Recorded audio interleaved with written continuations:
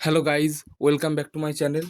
আজকে আমরা ক্লাস 10 অর্থাৎ মাধ্যমিকের 5 নম্বর চ্যাপ্টার বিজ্ঞানের ভৌত বিজ্ঞানের 5 নম্বর চ্যাপ্টার আলোটার অনুশীলনীগুলোকে সলভ করবো ছায়ার বইয়ের।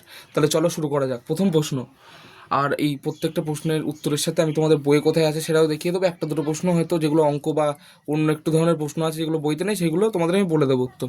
তাহলে ঠিক আছে, চলো শুরু করা যাক। প্রথম প্রশ্ন, গোলীয় দর্পণের ফোকাস দৈর্ঘ্য এফ ও বক্রতা ব্যাসার্ধ আর এর মধ্যে সম্পর্ক কে ফিজিক্যাল টু r/2। এই আমি কিছু তোমাদের কিছু উত্তরকে আমি অভিনবর বইয়ের থেকেও দেখাবো। প্রথম প্রশ্নের উত্তরটা আছে ছায়ার 39 পেজে। দেখো, ছায়ার 39 পেজ খুঁজলো, এই দেখো ছায়ার বইয়ের 39 পেজেই দেখো এই জায়গায় এ ফিজিক্যাল টু r/2। এই অবতল দর্পণ বা গোলীয় দর্পণ একই ব্যাপার। তারপর নেক্সট, তারপরে গাড়ির ভিউ ফাইন্ডার হিসেবে ব্যবহৃত হয় কি? এটা হবে উত্তল দর্পণ। গাড়ির ভিউ ফাইন্ডারে উত্তল দর্পণ, এটা তোমাদের দেখাচ্ছি আমি। এটা হচ্ছে ছায়ার 41 পেজে। এই দেখো ছায়ার 41 পেজ, এই উত্তল দর্পণ, এটা হচ্ছে উত্তল দর্পণ। এখানে দেখো লেখা রয়েছে গাড়ির ভিউ ফাইন্ডারে উত্তল দর্পণ ব্যবহার করা হয়। এরপরের প্রশ্নে যাই। এরপরের প্রশ্ন হচ্ছে বায়ু থেকে কোনো স্বচ্ছ মাধ্যমে স্বচ্ছ তরলে আলো প্রতিসরণে আপাতন কোণ 60 ডিগ্রি ও প্রতিসরণ কোণ 45 ডিগ্রি হলে এটা অঙ্ক প্রশ্ন। এটার উত্তর হবে 15 ডিগ্রি। তারপরে আলোর প্রতিসরণে অপরিবর্তিত থাকে, এটা হবে কম্পাঙ্ক। তারপরে কাচফলকের মধ্যে কোন বর্ণের আলোর বেগ সর্বাধিক? এইটার উত্তর আছে অভিনবর একটা বই আছে তোমাদের, রাইটারটার নাম বলছি, ওই বইয়ে তোমরা পেয়ে যাবে। এটা হচ্ছে ধনঞ্জয় সরকার আর ডক্টর অশোক কুমার ঘোষের অভিনব প্রকাশনের বই। এই বইয়ের থেকে কিছু উত্তর আমি বলবো। এই যেরকম এই কাচফলকের মধ্যে কোন বর্ণের আলোর বেগ সর্বাধিক, এটা আছে অভিনবর 49 পেজে। দেখাচ্ছি, দাঁড়াও, এই জায়গায় দেখো আছে, দাঁড়াও দেখাচ্ছি। এই যে কাচফলকের মধ্য দিয়ে যাওয়ার সময় এই দেখো, এই যে লেখা আছে লাল বর্ণের এই আলোর বেগ সবচেয়ে বেশি। তারপর নেক্সট প্রশ্ন, লাল। তবে নেক্সট প্রশ্ন, প্রিজমের মধ্য দিয়ে সাদা আলোর প্রতিসরণের ক্ষেত্রে যে বর্ণের বিচ্যুতি সর্বাধিক সেটি কোনটি? সেটা হচ্ছে বেগুনি। এটা তোমরা ছায়ার বইয়ের 55 পেজে পেয়ে যাবে। দাঁড়াও দেখাচ্ছি তোমাদের, ছায়ার বইয়ের 55 পেজ, এই জায়গায় দেখো বেগুনি বর্ণের আলো সবচেয়ে বেশি বিচ্যুত হয়, এই যে লেখা আছে। এই দেখো বেগুনি বর্ণের আলো জন্য সবচেয়ে বেশি।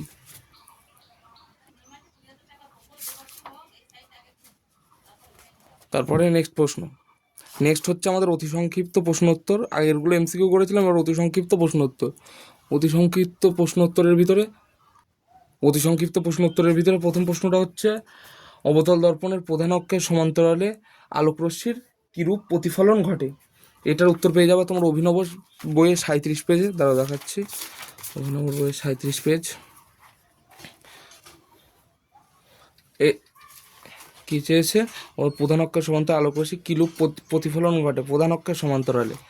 তাহলে যদি আলোকরশ্মি প্রধান অক্ষের সমান্তরালে আসে, এই দেখো এই জায়গায় করা রয়েছে এই আলোকরশ্মি প্রধান অক্ষের সমান্তরালে আসছে। আসার পরে প্রতিফলন দেখো নিচে লেখা রয়েছে সদ্বিম্ব, অবশীর্ষ আর বিবর্ধিত। তবে নেক্সট প্রশ্ন,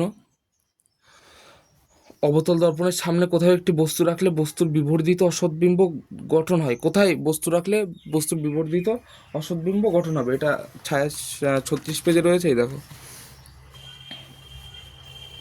এইটা যদি আমরা এই দেখো মেরু আর ফোকাসের ভিতরে এই বস্তুটা যদি রাখি, তাহলে এই দেখো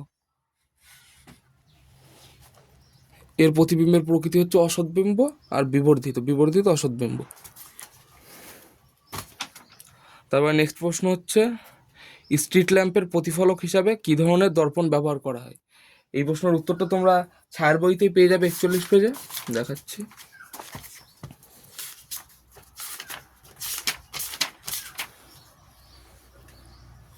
এবার দেখো এই হচ্ছে উত্তল দর্পণ, এই উত্তল দর্পণের ভিতরেই রয়েছে, এই দেখো স্ট্রিট ল্যাম্পের প্রতিফলক হিসাবে উত্তল দর্পণ ব্যবহৃত হয়। তাহলে নেক্সট প্রশ্ন, এটা হয়ে গেল প্রিজমের ভূমির সমান্তরালে আপাতিত রশ্মি প্রতিসরণের পর ভূমির দিকে না প্রান্তের দিকে ব্যাকে। এটা উত্তর রয়েছে অভিনবর 49 পেজে, বের করছি দাঁড়া, অভিনবর 49 পেজ বের করছি।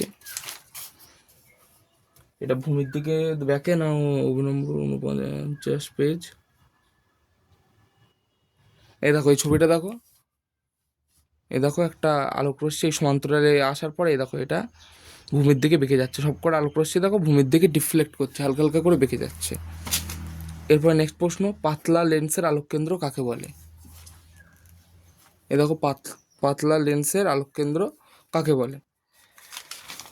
এইটার উত্তর রয়েছে আমাদের অভিনবর 42 পেজে, বের করছি দাঁড়া, এই যে অভিনবর 42 পেজ। পাতলা লেন্সের প্রধান অক্ষের উপর অবস্থিত যে নির্দিষ্ট বিন্দুর মধ্য দিয়ে কোনো আলোক রশ্মি পাঠালে রশ্মিটির কোনো চ্যুতি হয় না, সেটাই পাতলা লেন্সের আলোক কেন্দ্র। তারপরে নেক্সট প্রশ্ন, লেন্সের গৌণ ফোকাস কি কোনো নির্দিষ্ট বিন্দু? এটা অভিনবর 44 পেজে লেখা রয়েছে, তারা বের করছে, এই যে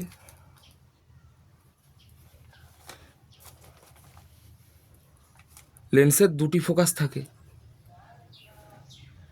এবং এই জায়গায় দেখো এটার থেকে বেশি এভিডেন্স হচ্ছে লেন্সের উভয় পাশের মধ্যে তল ভিন্ন হলে দ্বিতীয় মুখ্য ফোকাস ও প্রথম মুখ্য ফোকাসের মান অসমান হয়। তাহলে গৌণ মুখ্য ফোকাস এটা মান ফিক্স না, নির্দিষ্ট না, এটা মিথ্যা হবে। তাহলে সুস্থ চোখের দূরবিন্দু কোথায় অবস্থিত?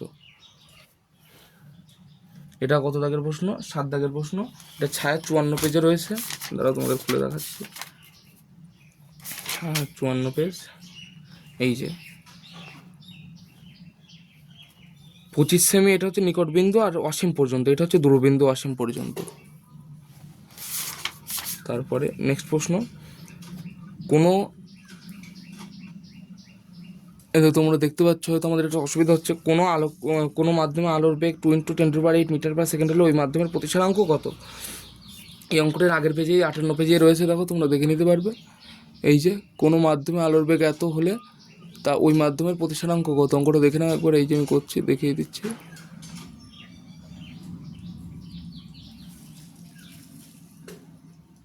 এটার উত্তর হবে 1.5। তারপরে আমরা নেক্সট প্রশ্নে আসছি। তারপরে আলোর বিচ্ছুরণের একটি প্রাকৃতিক উদাহরণের চেয়েছে। আলোর বিচ্ছুরণের একটি প্রাকৃতিক উদাহরণ হলো, 55 পেজে তোমরা পেয়ে যাবে উত্তরটা। এই দেখো 55 পেজে রয়েছে, এই দেখো এই আকাশের রংধনু আলোর বিচ্ছুরণের একটি প্রাকৃতিক দৃষ্টান্ত। তারপরে পরের প্রশ্ন, কোন ধরনের লেন্স দিয়ে রস্যদৃষ্টি প্রতিকার করা যায়? এটার উত্তর রয়েছে ছায়া 54 পেজে পেয়ে যাবে। 54 পেজে আসলাম,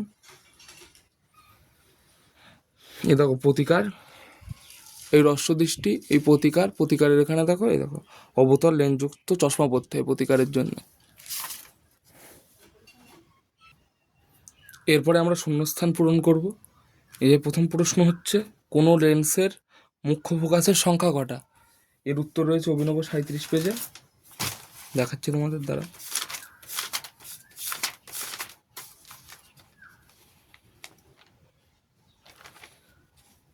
এটা হয়তো আমার একটু ভুল হচ্ছে, দাঁড়াও, না এটার উত্তর রয়েছে অভিনব 44 পেজে, 44 পেজ। এ দেখো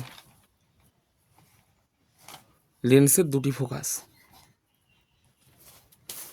তারপরে কোন মাধ্যমের পরম প্রতিসরাঙ্ক ড্যাশের থেকে কম হতে পারে না?